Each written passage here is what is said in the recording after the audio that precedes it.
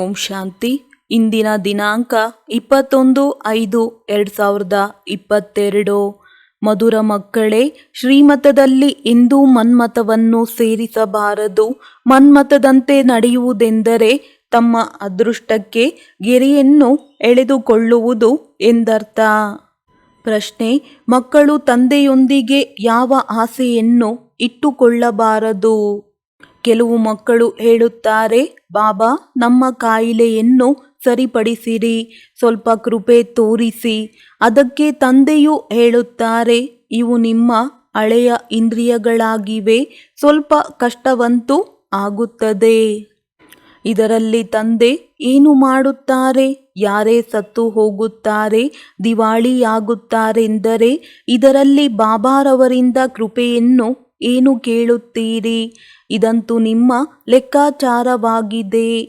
ಯೋಗ ಬಲದಿಂದ ನಿಮ್ಮ ಆಯಸ್ಸನ್ನು ಹೆಚ್ಚಿಸಿಕೊಳ್ಳಬಹುದು. ಎಷ್ಟು ಸಾಧ್ಯವೋ ಯೋಗ ಬಲದಿಂದ ಕೆಲಸ ತೆಗೆದುಕೊಳ್ಳಿ.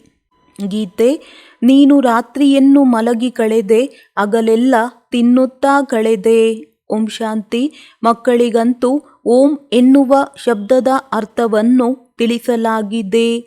ಓಂ ಎಂದರೆ ಭಗವಂತ ಎಂದಲ್ಲ. ಓಂ ಎಂದರೆ ಅಹಂ ಅರ್ಥಾತ್ ನಾನು ಎನ್ನುವುದಾಗಿದೆ. ನಾನು ಯಾರಾಗಿದ್ದೇನೆ? ಇವು ನನ್ನ ಇಂದ್ರಿಯಗಳು. ತಂದೆಯು ಹೇಳುತ್ತಾರೆ, ನಾನು ಸಹ ಆತ್ಮ, ಆದರೆ ನಾನು ಪರಮ ಆತ್ಮ ಅರ್ಥಾತ್ ಪರಮಾತ್ಮ ಆಗಿದ್ದೇನೆ. ಅವರು ಪರಮಧಾಮ ನಿವಾಸಿ ಪರಂಪಿತ ಪರಮಾತ್ಮ ಆಗಿದ್ದಾರೆ. ನಾನು ಈ ಶರೀರದ ಮಾಲೀಕನಲ್ಲವೆಂದು ತಂದೆಯು ಹೇಳುತ್ತಾರೆ.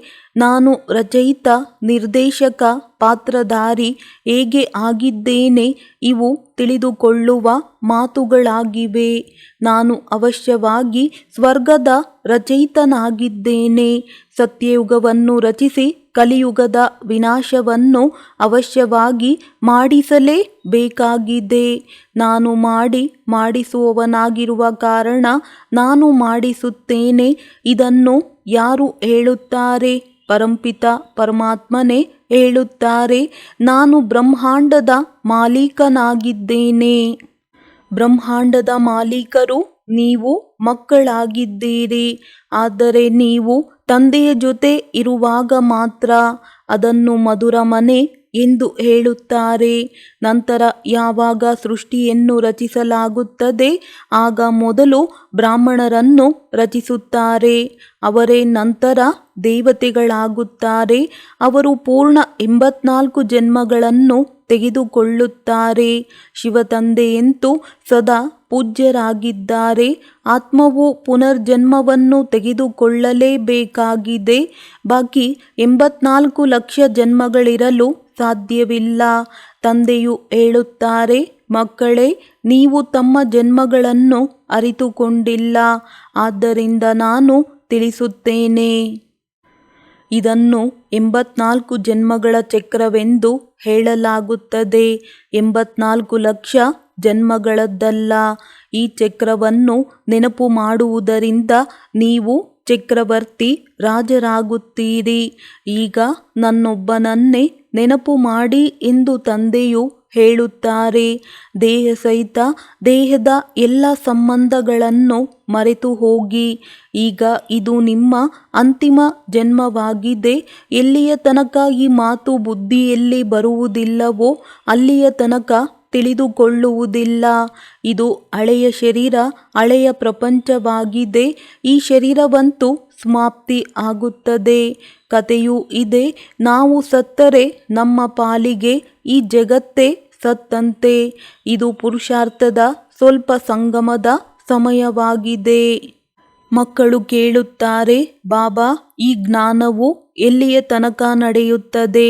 ಯಾವಾಗ ಭವಿಷ್ಯದ ದೈವಿ ರಾಜಧಾನಿಯು ಸ್ಥಾಪನೆ ಆಗುತ್ತದೆಯೋ ಅಲ್ಲಿಯ ತನಕ ತಿಳಿಸುತ್ತಲೇ ಇರುತ್ತಾರೆ. ಪರೀಕ್ಷೆಯು ಪೂರ್ಣ ಆಗುತ್ತದೆ. ನಂತರ ನೀವು ಹೊಸ ಪ್ರಪಂಚಕ್ಕೆ ವರ್ಗಾವಣೆ ಆಗುತ್ತೀರಿ. ಅಲ್ಲಿಯ ತನಕ ಶರೀರಕ್ಕೆ ಒಂದಲ್ಲ ಒಂದು ಆಗುತ್ತಿರುತ್ತದೆ.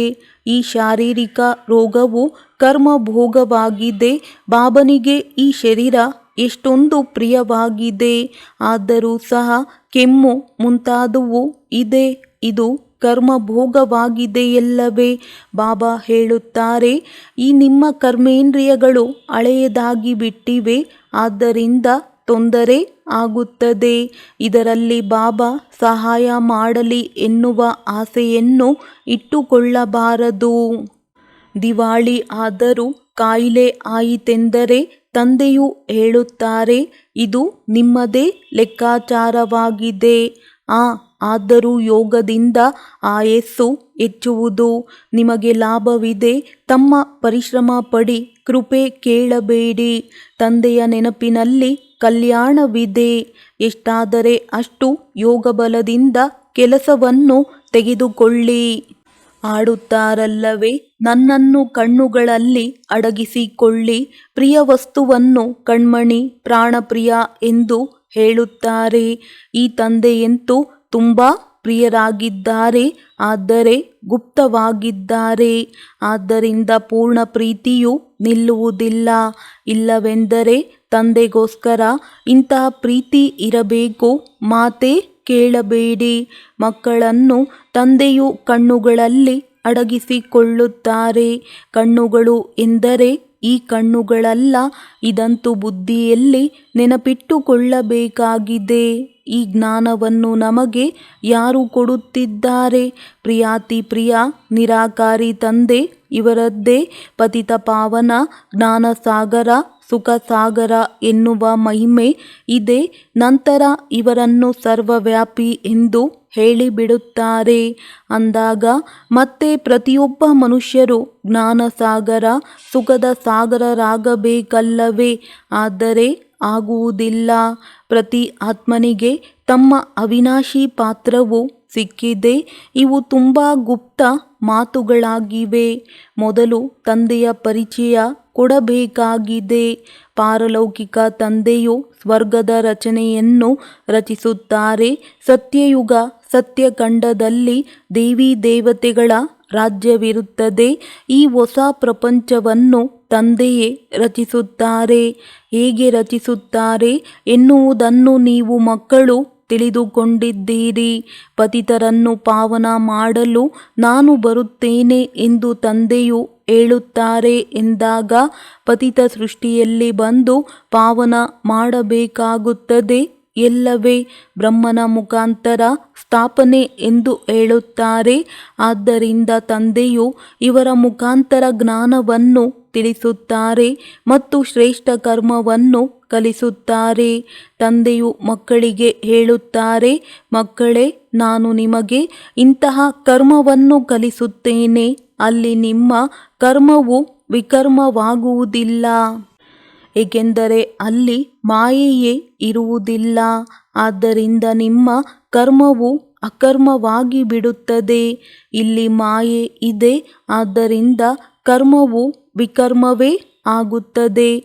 ಮಾಯೆಯ ರಾಜ್ಯದಲ್ಲಿ ಏನೇ ಮಾಡುತ್ತೀರೆಂದರೆ ಉಲ್ಟಾ ಆಗಿಯೇ ಮಾಡುತ್ತೀರಿ. ಈಗ ತಂದೆಯು ಹೇಳುತ್ತಾರೆ, ನನ್ನ ಮುಖಾಂತರ ನೀವು ಎಲ್ಲವನ್ನೂ ತಿಳಿದುಕೊಳ್ಳುತ್ತೀರಿ. ಅವರೆಲ್ಲರೂ ಪರಮಾತ್ಮನೊಂದಿಗೆ ಮಿಲನ ಮಾಡಲು ಸಾಧನೆ ಮುಂತಾದವುಗಳನ್ನು ಮಾಡುತ್ತಾರೆ. ಅನೇಕ ಪ್ರಕಾರದ ಹಠಯೋಗ ಮುಂತಾದವನ್ನು ಕಲಿಸುತ್ತಾರೆ. ಇಲ್ಲಿ ಒಬ್ಬ ತಂದೆಯನ್ನು ನೆನಪು ಮಾಡಬೇಕಷ್ಟೇ. ಬಾಯಿಯಿಂದ ಶಿವ ಶಿವ ಎಂದು ಹೇಳಬಾರದಾಗಿದೆ. ಇದು ಬುದ್ಧಿಯ ಯಾತ್ರೆಯಾಗಿದೆ. ಎಷ್ಟು ನೆನಪು ಮಾಡುತ್ತೀರಿ ಅಷ್ಟು ರುದ್ರಮಾಲೆಯ ಮಣಿ ಆಗುತ್ತೀರಿ.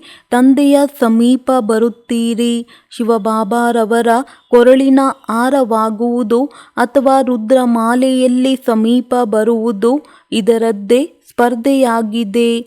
ಚಾರ್ಟ್ ಇಡಬೇಕಾಗಿದೆ. ಇದರಿಂದಲೇ ಅಂತಮತಿ ಸೋಗತಿ ಆಗಿಬಿಡುವುದು. ದೇಹವು ನೆನಪಿಗೆ ಬರಬಾರದು. ಇಂತಹ ಸ್ಥಿತಿಯು ಬೇಕು. ಈಗ ನಿಮಗೆ ವಜ್ರದಂತಹ ಜನ್ಮವು ಸಿಕ್ಕಿದೆ. ಆದ್ದರಿಂದ ನನ್ನ ಮುದ್ದು ಮಕ್ಕಳೇ, ನಿದ್ರೆಯನ್ನು ಗೆಲ್ಲುವಂತ ಮಕ್ಕಳೇ, ಕಡಿಮೆಗಿಂತ ಕಡಿಮೆ 8 ಗಂಟೆ ನನ್ನ ನೆನಪಿನಲ್ಲಿ ಇರಿ. ಇನ್ನು ಈ ಅವಸ್ಥೆಯು ಬಂದಿಲ್ಲ. ನಾವು ಇಡೀ ದಿನದಲ್ಲಿ ಎಷ್ಟು ಸಮಯ ನೆನಪಿನ ಯಾತ್ರೆಯಲ್ಲಿ ನಡೆಯುತ್ತೇವೆ ಎಂದು ಚಾರ್ಟ್ ಇಡಿ. ಅಲ್ಲಿಯೂ ನಿಂತು ಬಿಡುವುದಿಲ್ಲ ತಾನೆ.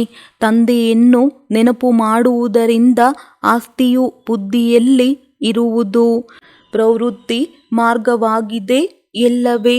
ತಂದೆಯು ಸ್ಥಾಪನೆ ಮಾಡಿರುವಂತಹ ಸ್ವರ್ಗದ ದೇವಿ ದೇವತಾ ಧರ್ಮವು ನಂಬರ್ 1 ಆಗಿದೆ. ತಂದೆಯು ರಾಜಯೋಗವನ್ನು ಕಲಿಸಿ ಸ್ವರ್ಗದ ಮಾಲೀಕರನ್ನಾಗಿ ಮಾಡುತ್ತಾರೆ.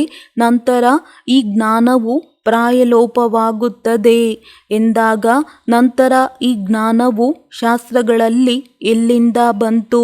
ರಾಮಾಯಣ ಮುಂತಾದವುಗಳು ಅಂತ್ಯದಲ್ಲಿ ಮಾಡಲ್ಪಟ್ಟಿದೆ. ಇಡೀ ಪ್ರಪಂಚವೇ ಲಂಕೆಯಾಗಿದೆ, ರಾವಣನ ರಾಜ್ಯವಾಗಿದೆ ಎಲ್ಲವೇ. ಕಪಿಗಳ ರೀತಿಯ ಮನುಷ್ಯರನ್ನು ಪವಿತ್ರ ಮಂದಿರ ಯೋಗ್ಯರನ್ನಾಗಿ ಮಾಡಿ ರಾವಣ ರಾಜ್ಯವನ್ನು ಸಮಾಪ್ತಿ ಮಾಡಿಬಿಡುತ್ತಾರೆ. ಸದ್ಗತಿದಾತ ತಂದೆಯು ಸದ್ಗತಿಗೋಸ್ಕರ ಜ್ಞಾನವನ್ನು ಕೊಡುತ್ತಾರೆ. ಅವರು ಅಂತ್ಯದಲ್ಲಿಯೇ ಸದ್ಗತಿ ಮಾಡಬೇಕಾಗಿದೆ. ಈಗ ತಂದೆಯು ಹೇಳುತ್ತಾರೆ, ಮಕ್ಕಳೇ, ಮತ್ತೆಲ್ಲರನ್ನೂ ಬಿಟ್ಟು ನನ್ನೊಬ್ಬನೊಂದಿಗೆ ಕೇಳಿ. ನಾನು ಯಾರಾಗಿದ್ದೇನೆ ಎನ್ನುವ ನಿಶ್ಚಯವು ಮೊದಲು ಬೇಕು. ನಾನು ನಿಮ್ಮ ತಂದೆ ಆಗಿದ್ದೇನೆ. ನಾನು ನಿಮಗೆ ಪುನಃ ಎಲ್ಲ ವೇದಶಾಸ್ತ್ರಗಳ ಸಾರವನ್ನು ತಿಳಿಸುತ್ತೇನೆ. ತಂದೆಯು ಈ ಜ್ಞಾನವನ್ನು ಸನ್ಮುಖದಲ್ಲಿ ಕೊಡುತ್ತಾರೆ. ನಂತರ ವಿನಾಶವಾಗಿ ಬಿಡುತ್ತದೆ. ನಂತರ ದ್ವಾಪರದಲ್ಲಿ ಸಂಶೋಧನೆ ಮಾಡಿದಾಗ ಅದೇ ಗೀತೆ ಮುಂತಾದ ಶಾಸ್ತ್ರಗಳು ಹೊರಬರುತ್ತವೆ. ಭಕ್ತಿ ಮಾರ್ಗಕ್ಕಾಗಿ ಅವಶ್ಯವಾಗಿ ಅದೇ ಸಾಮಗ್ರಿಗಳು ಬೇಕು. ಅವುಗಳನ್ನು ಈಗ ನೀವು ನೋಡುತ್ತೀರಿ. ಅನ್ಯರ ಜ್ಞಾನವಂತೂ ಪರಂಪರೆಯಿಂದ ನಡೆದು ಬರುತ್ತದೆ. ಈ ಜ್ಞಾನವಂತೂ ಇಲ್ಲಿಯೇ ಸಮಾಪ್ತಿ ಆಗುತ್ತದೆ.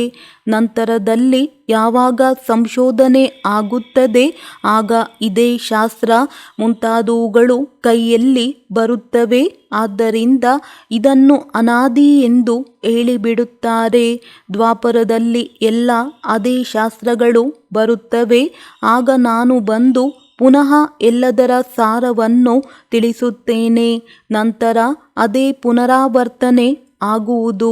ಕೆಲವರು ಪುನರಾವರ್ತನೆಯನ್ನು ನಂಬುತ್ತಾರೆ, ಇನ್ನು ಕೆಲವರು ಬೇರೆ ಮಾತುಗಳನ್ನು ಹೇಳುತ್ತಾರೆ. ಅನೇಕ ಮತಗಳಿವೆ. ವಿಶ್ವದ ಇತಿಹಾಸ ಭೂಗೋಳವನ್ನು ನೀವು ಮಕ್ಕಳೇ ಅರಿತುಕೊಂಡಿದ್ದೀರಿ. ಮತ್ಯಾರೂ ತಿಳಿಯಲು ಸಾಧ್ಯವಿಲ್ಲ. ಮನುಷ್ಯರಂತೂ ಕಲ್ಪದ ಆಯಸ್ಸನ್ನು ಲಕ್ಷಾಂತರ ವರ್ಷ ಮಾಡಿಬಿಟ್ಟಿದ್ದಾರೆ. ಈ ರೀತಿಯೂ ಅನೇಕರು ಮಹಾಭಾರತ ಯುದ್ಧಕ್ಕೆ 5000 ವರ್ಷಗಳಾಯಿತು ಎಂದು ಹೇಳುತ್ತಾರೆ. ಇದು ಪುನಃ ಅದೇ ಯುದ್ಧವಾಗಿದೆ. ಆದ್ದರಿಂದ ಅವಶ್ಯವಾಗಿ ಗೀತೆಯ ಭಗವಂತನು ಇರಬೇಕು. ಒಂದು ವೇಳೆ ಕೃಷ್ಣನಾಗಿದ್ದರೆ ಅವರು ನವಿಲುಗರಿಯ ಕಿರೀಟಧಾರಿ ಬೇಕು. ಕೃಷ್ಣನಂತೂ ಸತ್ಯಯುಗದಲ್ಲಿಯೇ ಇರುತ್ತಾರೆ. ಅದೇ ಕೃಷ್ಣನಂತೂ ಈಗ ಇರಲು ಸಾಧ್ಯವಿಲ್ಲ. ಅವರ 2ನೆಯ ಜನ್ಮದಲ್ಲಿಯೂ ಅದೇ ಕಲೆಗಳು ಇರುವುದಿಲ್ಲ. 16 ಕಲೆಗಳಿಂದ 14 ಕಲೆಗಳಾಗುವುದರಿಂದ ಜನ್ಮದಿಂದ ಜನ್ಮ ಸ್ವಲ್ಪ ಸ್ವಲ್ಪ ಅಂತರವಾಗುತ್ತಾ ಹೋಗುತ್ತದೆ ಎಲ್ಲವೇ. ಈ ರೀತಿಯ ನವಿಲುಗರಿಯ ಕಿರೀಟಧಾರಿಗಳು ಅನೇಕರಿದ್ದಾರೆ. ಆದರೆ ಕೃಷ್ಣನು ಮೊದಲ ನಂಬರ್ನ 16 ಕಲಾ ಸಂಪೂರ್ಣರಾಗಿದ್ದಾರೆ.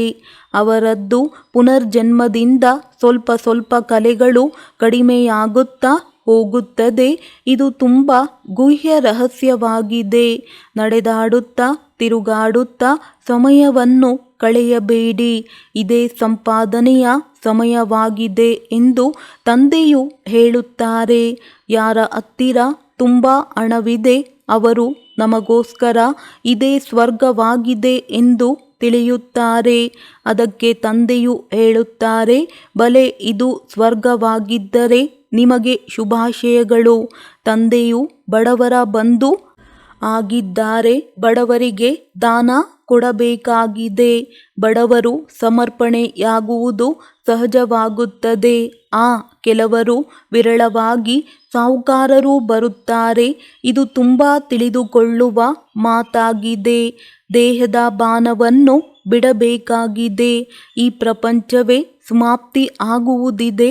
ನಂತರ ನಾವು ತಂದೆಯ ಬಳಿಗೆ ಹೋಗಿ ಬಿಡುತ್ತೇವೆ. ಸೃಷ್ಟಿಯು ಹೊಸದಾಗಿ ಬಿಡುವುದು. ಕೆಲವರಂತೂ ಅಡ್ವಾನ್ಸ್ನಲ್ಲಿಯೂ ಹೋಗುತ್ತಾರೆ. ಶ್ರೀಕೃಷ್ಣನ ತಂದೆ ತಾಯಿಯು ಅಡ್ವಾನ್ಸ್ನಲ್ಲಿ ಹೋಗಬೇಕು. ಅವರು ನಂತರ ಕೃಷ್ಣನನ್ನು ಮಡಿಲಿನಲ್ಲಿ ತೆಗೆದುಕೊಳ್ಳುತ್ತಾರೆ. ಕೃಷ್ಣನಿಂದಲೇ ಸತ್ಯಯುಗವು ಶುರುವಾಗುತ್ತದೆ. ಇವು ತುಂಬ ಗುಹ್ಯ ಮಾತುಗಳಾಗಿವೆ. ಇದಂತೂ ತಿಳಿದುಕೊಳ್ಳುವ ಮಾತಾಗಿದೆ. ಕೃಷ್ಣನಿಗೆ ಯಾರು ತಂದೆ ತಾಯಿ ಆಗುತ್ತಾರೆ? ಯಾರು ಸೆಕೆಂಡ್ ನಂಬರಿನಲ್ಲಿ ಬರಲು ಯೋಗ್ಯರಾಗಿದ್ದಾರೆ ಅವರೇ ಕೃಷ್ಣನ ತಂದೆ ತಾಯಿ ಆಗಿದ್ದಾರೆ. ಸೇವೆಯಿಂದಲೂ ನೀವು ತಿಳಿದುಕೊಳ್ಳಬಲ್ಲಿರಿ. ಅದೃಷ್ಟದಿಂದಲೂ ಸಹ ಕೆಲವರು ಮುಂದೆ ಹೋಗಿಬಿಡುತ್ತಾರೆ. ಈ ರೀತಿ ಆಗುತ್ತಾ ಇದೆ. ಅಂತ್ಯದವರು ತುಂಬ ಫಸ್ಟ್ ಕ್ಲಾಸ್ ಸೇವೆ ಮಾಡುತ್ತಿದ್ದಾರೆ. ನೀವು ರೂಪ ಬಸಂತ ಮಕ್ಕಳಾಗಿದ್ದೀರಿ. ತಂದೆಯನ್ನು ಸಹ ಬಸಂತ್ ಎಂದು ಹೇಳಲಾಗುತ್ತದೆ. ಆದರೆ ಅವರು ನಕ್ಷತ್ರದ ರೀತಿಯಲ್ಲಿ ಇದ್ದಾರೆ. ತುಂಬ ದೊಡ್ಡದಾಗಿ ಇಲ್ಲ. ಪರಮ ಆತ್ಮ ಎಂದರೆ ಪರಮಾತ್ಮ. ಆತ್ಮನ ರೂಪವು ದೊಡ್ಡದಾಗಿಲ್ಲ. ಆದರೆ ಮನುಷ್ಯರು ಗೊಂದಲವಾಗಬಾರದು. ಆದ್ದರಿಂದ ದೊಡ್ಡ ರೂಪವನ್ನು ತೋರಿಸಿದ್ದಾರೆ. ಶ್ರೇಷ್ಠಾತಿ ಶಿವಬಾಬಾ ಆಗಿದ್ದಾರೆ. ನಂತರ ಬ್ರಹ್ಮ ವಿಷ್ಣು ಶಂಕರ ಆಗಿದ್ದಾರೆ. ಬ್ರಹ್ಮನು ಸಹ ವ್ಯಕ್ತದಿಂದ ಅವ್ಯಕ್ತರಾಗುತ್ತಾರೆ. ವಿಷ್ಣುವಿನ 2 ರೂಪ ಲಕ್ಷ್ಮೀನಾರಾಯಣ ಆಗುತ್ತಾರೆ. ಶಂಕರನ ಪಾತ್ರವು ಸೂಕ್ಷ್ಮವತನದ ತನಕ ಇದೆ. ಇಲ್ಲಿ ಸ್ಥೂಲ ಸೃಷ್ಟಿಯಲ್ಲಿ ಬಂದು ಪಾತ್ರವನ್ನು ಅಭಿನಯಿಸುವುದು ಇಲ್ಲ. ಪಾರ್ವತಿಗೆ ಅಮರ ಕಥೆಯನ್ನು ಹೇಳುವುದಿಲ್ಲ. ಇವೆಲ್ಲವೂ ಭಕ್ತಿ ಮಾರ್ಗದ ಕಥೆಗಳಾಗಿವೆ. ಈ ಶಾಸ್ತ್ರಗಳು ಪುನಃ ಹೊರಡುತ್ತವೆ. ಅದರಲ್ಲಿ ಹಿಟ್ಟಿನಲ್ಲಿ ಉಪ್ಪಿನಷ್ಟು ಸತ್ಯವಿದೆ. ಶ್ರೀಮದ್ ಭಗವದ್ಗೀತಾ ಎನ್ನುವ ಅಕ್ಷರವು ಸರಿಯಾಗಿದೆ. ನಂತರ ಶ್ರೀಕೃಷ್ಣ ಭಗವಾನ್ ಎಂದು ಹೇಳುತ್ತಾರೆ. ಇದು ಸಂಪೂರ್ಣವಾಗಿ ತಪ್ಪಾಗಿದೆ. ದೇವತೆಗಳ ಮಹಿಮೆಯೇ ಬೇರೆ. ಶ್ರೇಷ್ಠಾತಿ ಶ್ರೇಷ್ಠ ಪರಂಪಿತ ಪರಮಾತ್ಮನೇ ಆಗಿದ್ದಾರೆ. ಇವರನ್ನು ಎಲ್ಲರೂ ನೆನಪು ಮಾಡುತ್ತಾರೆ. ಅವರ ಮಹಿಮೆಯು ಬೇರೆಯಾಗಿದೆ. ಎಲ್ಲರೂ ಒಂದೇ ಆಗಲು ಹೇಗೆ ಸಾಧ್ಯ? ಸರ್ವವ್ಯಾಪಿ ಎನ್ನುವ ಅರ್ಥವೇ ಬರುವುದಿಲ್ಲ. ನೀವು ಆತ್ಮೀಯ ರಕ್ಷಣಾ ಸೈನಿಕರಾಗಿದ್ದೀರಿ. ಆದರೆ ಗುಪ್ತವಾಗಿದ್ದೀರಿ. ಸ್ಥೂಲ ಆಯುಧಗಳು ಮುಂತಾದವು ಇರಲು ಸಾಧ್ಯವಿಲ್ಲ. ಇದು ಜ್ಞಾನದ ಬಾಣ, ಜ್ಞಾನ ಕಟಾರಿಯ ಮಾತಾಗಿದೆ. ಪವಿತ್ರತೆಯಲ್ಲಿ ಪರಿಶ್ರಮವಿದೆ. ತಂದೆಯೊಂದಿಗೆ ಪೂರ್ಣ ಪ್ರತಿಜ್ಞೆ ಮಾಡಬೇಕಾಗಿದೆ. ಬಾಬಾ, ನಾವು ಪವಿತ್ರರಾಗಿ ಅವಶ್ಯವಾಗಿ ಸ್ವರ್ಗದ ಆಸ್ತಿಯನ್ನು ತೆಗೆದುಕೊಳ್ಳುತ್ತೇವೆ. ಆಸ್ತಿಯು ಮಕ್ಕಳಿಗೆ ಸಿಗುತ್ತದೆ. ತಂದೆಯು ಬಂದು ಆಶೀರ್ವಾದ ಮಾಡುತ್ತಾರೆ. ಮಾಯಾ ರಾವಣನು ಶಾಪಿತರನ್ನಾಗಿ ಮಾಡುತ್ತಾನೆ ಎಂದಾಗ ಇಂತಹ ಪ್ರಿಯಾತಿ ಪ್ರಿಯ ತಂದೆಯ ಜೊತೆ ಎಷ್ಟೊಂದು ಪ್ರೀತಿ ಇರಬೇಕು. ತಂದೆಯು ಮಕ್ಕಳ ನಿಷ್ಕಾಮ ಸೇವೆ ಮಾಡುತ್ತಾರೆ. ಪತಿತ ಪ್ರಪಂಚ ಪತಿತ ಶರೀರದಲ್ಲಿ ಬಂದು ನೀವು ಮಕ್ಕಳನ್ನು ವಜ್ರ ಸಮಾನ ಮಾಡಿ ತಾನು ನಿರ್ವಾಣಧಾಮದಲ್ಲಿ ಹೋಗಿ ಕುಳಿತು ಬಿಡುತ್ತಾರೆ. ಈ ಸಮಯದಲ್ಲಿ ನಿಮ್ಮೆಲ್ಲರ ವಾನಪ್ರಸ್ಥ ಅವಸ್ಥೆ ಆಗಿದೆ. ಆದ್ದರಿಂದ ತಂದೆಯೂ ಬಂದಿದ್ದಾರೆ. ಎಲ್ಲರ ಜ್ಯೋತಿಯು ಬೆಳಗುವುದರಿಂದ ಎಲ್ಲರೂ ಮಧುರರಾಗಿ ಬಿಡುತ್ತಾರೆ. ತಂದೆಯ ತರಹ ಮಧುರರಾಗಬೇಕಾಗಿದೆ. ಆಡುತ್ತಾರಲ್ಲವೇ, ಎಷ್ಟು ಮಧುರ, ಎಷ್ಟು ಪ್ರಿಯ ಶಿವ ಬೋಲಾ ಭಗವಾನ್. ಆದರೆ ತಂದೆಯು ಎಷ್ಟು ನಿರಹಂಕಾರದಿಂದ ನೀವು ಮಕ್ಕಳ ಸೇವೆ ಮಾಡುತ್ತಾರೆ. ನೀವು ಮಕ್ಕಳೂ ಸಹ ಎಷ್ಟೊಂದು ರಿಟರ್ನ್ ಸೇವೆ ಮಾಡಬೇಕಾಗಿದೆ. ಈ ಆಸ್ಪತ್ರೆ ಕಮ್ ವಿಶ್ವವಿದ್ಯಾಲಯವು ಮನೆ ಮನೆಯಲ್ಲಿ ಇರಬೇಕು. ಹೇಗೆ ಮನೆ ಮನೆಯಲ್ಲಿ ಮಂದಿರ ಮಾಡುತ್ತಾರಲ್ಲವೇ, ನೀವು ಮಕ್ಕಳು ಶ್ರೀಮತದ ಮೇಲೆ 21 ಜನ್ಮಕ್ಕೋಸ್ಕರ ಆರೋಗ್ಯ ಭಾಗ್ಯವನ್ನು ಕೊಡುತ್ತೀರಿ. ನೀವು ಮಕ್ಕಳೂ ಸಹ ಶ್ರೀಮತದ ಮೇಲೆ ನಡೆಯಬೇಕಾಗಿದೆ. ಎಲ್ಲಿಯಾದರೂ ತಮ್ಮ ಮತವು ಕಂಡು ಬಂದರೆ ಅದೃಷ್ಟಕ್ಕೆ ಗೆರೆ ಎಳೆಯಲ್ಪಡುವುದು. ಯಾರಿಗೂ ದುಃಖವನ್ನು ಕೊಡಬೇಡಿ. ಹೇಗೆ ಮಹಾರಥಿ ಮಕ್ಕಳು ಸೇವೆ ಮಾಡುತ್ತಿದ್ದಾರೆ ಹಾಗೆಯೇ ಅನುಕರಣೆ ಮಾಡಬೇಕಾಗಿದೆ. ಸಿಂಹಾಸನಾಧಿಕಾರಿಗಳಾಗುವ ಪುರುಷಾರ್ಥ ಮಾಡಬೇಕಾಗಿದೆ. ಒಳ್ಳೆಯದು. ಮಧುರಾತಿ ಮಧುರ ಅಗಲಿ ಹೋಗಿ ಮರಳಿ ಸಿಕ್ಕಿರುವಂಥ ಮಕ್ಕಳಿಗೆ ಪ್ರೀತಿಯ ಮಾತ್ಪಿತಾ ಬಾಪ್ದಾದಾರವರ ನೆನಪು, ಪ್ರೀತಿ ಹಾಗೂ ಸುಪ್ರಭಾತ. ಆತ್ಮೀಯ ತಂದೆಯ ಆತ್ಮೀಯ ಮಕ್ಕಳಿಗೆ ನಮಸ್ತೆ.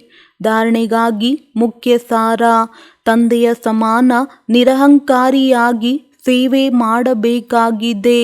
ತಂದೆಯ ಯಾವ ಸೇವೆಯನ್ನು ತೆಗೆದುಕೊಳ್ಳುತ್ತಿದ್ದೀರಿ, ಹೃದಯಪೂರ್ವಕವಾಗಿ ಅದರ ರಿಟರ್ನ್ ಕೊಡಬೇಕಾಗಿದೆ.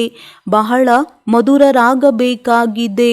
ನಡೆದಾಡುತ್ತಾ ತಿರುಗಾಡುತ್ತಾ ತಮ್ಮ ಸಮಯವನ್ನು ಕಳೆಯಬಾರದಾಗಿದೆ. ಶಿವಬಾಬಾರವರ ಕೊರಳಿನ ಹಾರವಾಗಲು ಸ್ಪರ್ಧೆ ಮಾಡಬೇಕಾಗಿದೆ. ದೇಹವೂ ಸಹ ನೆನಪಿಗೆ ಬರಬಾರದು. ಇದರ ಅಭ್ಯಾಸ ಮಾಡಬೇಕಾಗಿದೆ. ವರದಾನ: ಡ್ರಾಮಾದ ಪ್ರತಿಯೊಂದು ರಹಸ್ಯವನ್ನು ತಿಳಿದುಕೊಂಡು ಸದಾ ಖುಷಿಯಾಗಿರುವಂತಹ ಜ್ಞಾನಪೂರ್ಣ ತ್ರಿಕಾಲದರ್ಶಿ ಭವ. ಯಾವ ಮಕ್ಕಳು ಜ್ಞಾನಪೂರ್ಣ ತ್ರಿಕಾಲದರ್ಶಿ ಆಗಿರುತ್ತಾರೆಯೋ ಅವರೆಂದಿಗೂ ಬೇಸರವಾಗಲು ಸಾಧ್ಯವಿಲ್ಲ. ಬಲೆ ಯಾರಾದರೂ ಗ್ಲಾನಿಯನ್ನೇ ಮಾಡಲಿ, ಟೀಕೆಯನ್ನೇ ಮಾಡಿದರೂ ಖುಷಿಯಾಗಿರುತ್ತಾರೆ. ಏಕೆಂದರೆ ಡ್ರಾಮಾದ ಪ್ರತಿಯೊಂದು ರಹಸ್ಯವನ್ನು ತಿಳಿದುಕೊಂಡಿರುವವರು ಎಂದಿಗೂ ಬೇಸರವಾಗುವುದಿಲ್ಲ. ಅವರೇ ಬೇಸರವಾಗುತ್ತಾರೆ ಯಾರು ರಹಸ್ಯವನ್ನು ತಿಳಿದುಕೊಂಡಿಲ್ಲ. ಆದ್ದರಿಂದ ಸದಾ ಇದನ್ನು ಸ್ಮೃತಿಯಲ್ಲಿಟ್ಟುಕೊಳ್ಳಿರಿ. ಭಗವಂತ ತಂದೆಯ ಮಕ್ಕಳಾಗಿದ್ದರೂ ಖುಷಿಯಾಗಿರದಿದ್ದರೆ ಮತ್ಯಾವ ಸಮಯದಲ್ಲಿ ಖುಷಿಯಾಗಿರುತ್ತೇವೆ? ಈಗ ಯಾರು ಖುಷಿಯಾಗಿದ್ದಾರೆ, ರಾಜಿಯಾಗಿರುತ್ತಾರೆಯೋ ಅವರೇ ತಂದೆಯ ಸಮೀಪ ಹಾಗೂ ಸಮಾನರಾಗಿರುತ್ತಾರೆ. ಸ್ಲೋಗನ್: ಯಾರು ವ್ಯರ್ಥದಿಂದ ಮುಗ್ಧರಾಗಿರುತ್ತಾರೆಯೋ ಅವರೇ ಸತ್ಯವಾದ ಮಹಾತ್ಮನಾಗಿದ್ದಾರೆ. ಒಳ್ಳೆಯದು. ಓಂ ಶಾಂತಿ.